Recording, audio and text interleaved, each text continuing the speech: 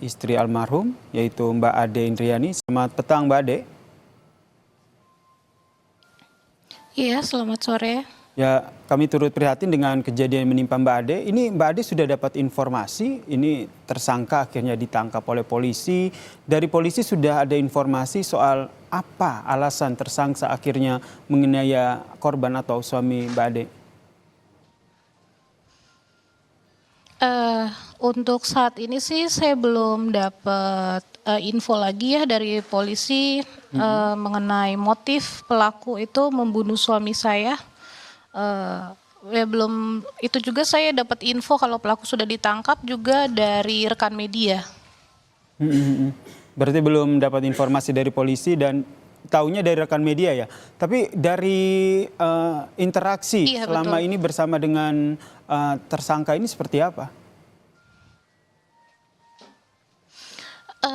Interaksi sih nggak ada interaksi ya, soalnya kan tersangka ini di sini terkenal tertutup ya, nggak berbaur sama warga.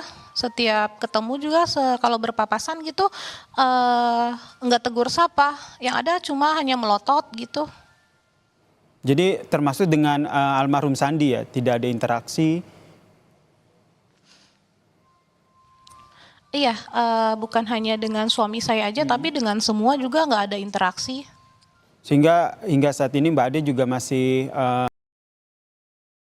mencari tahu sebenarnya apa alasan dari pelaku akhirnya membunuh suami Mbak Ade ya. Iya, betul, saya masih menunggu. Kemudian pada saat ditemukan kondisi almarhum, kondisinya seperti apa?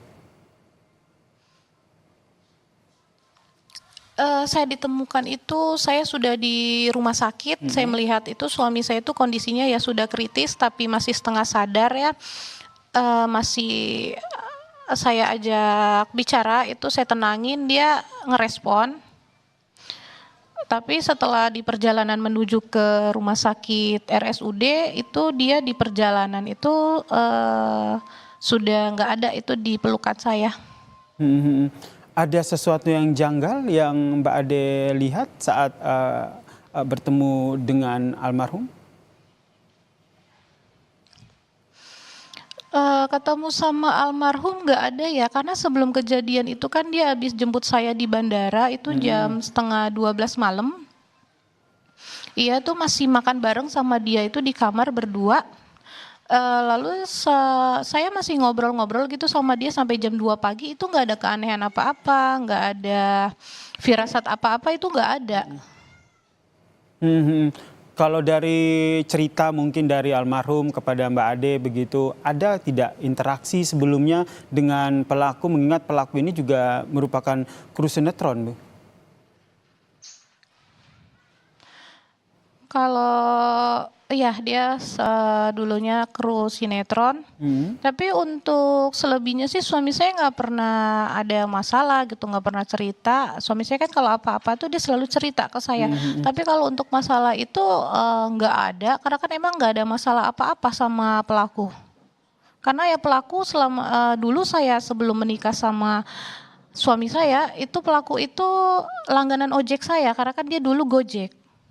Berarti dulu langganan ojeknya Mbak Ade sempat waktu itu sepengetahuan Mbak Ade orangnya seperti apa? Dulu selama dia jadi langganan ojek saya itu ya orangnya masih tetap ya sama seperti sampai sekarang ini, orangnya tertutup, diem. Jadi setiap jalan itu di sepanjang jalan itu diem, nggak ada bersuara, nggak ada ngomong apa-apa. Misalnya kalau di perjalanan kan mungkin mau mampir dulu atau apa gitu, nggak, diem aja. Sampai kalau misalnya kita udah bayar gitu, apa bilang makasih, itu nggak ada, diem aja. Memang dari dulu sampai sekarang saya nggak pernah dengar suara dia. Jarang ada interaksi begitu ya. Tentu kita masih menunggu hasil pemeriksaan yang dilakukan oleh polisi terkait dengan apa sebenarnya motifnya. Tapi dari tetangga ataupun orang-orang sekitarnya itu apa informasi yang Mbak Ade dapat terkait dengan si pelaku ini? Kalau informasi dari tetangga sih nggak ada juga informasi ya, karena dari tetangga juga kan pada banyak nggak tahu ya kejadian itu. Tidak banyak informasi. Kemudian yang juga kita lihat setelah ditangkap, ini pelaku juga dibawa untuk menunjukkan senjata yang digunakan untuk melukai almarhum. Ini lokasinya Mbak Ade tahu?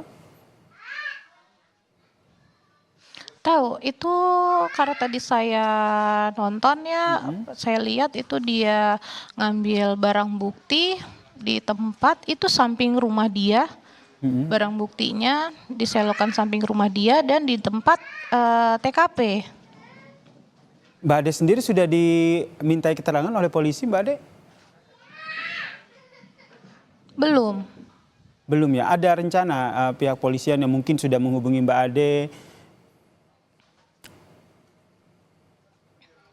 Belum ada. Belum ada, oke. Apa yang ingin Mbak Ade sampaikan kepada polisi terkait Iya, dengan belum. kasus ini?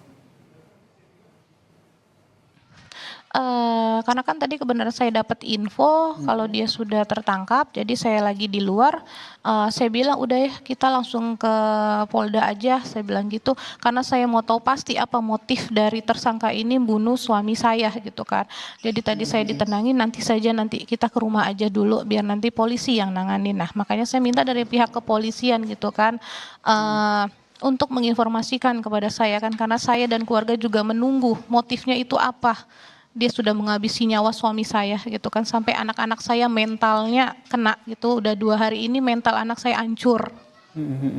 Baik, kita nantikan ya keterangan dari polisi terkait dengan apa sebenarnya motif tersangka pembunuhan dari suami Anda, Sandi Permana. Terima kasih Mbak Ade Indriani telah berbagi informasi di Kompas Petang. Salam sehat selalu Mbak Ade.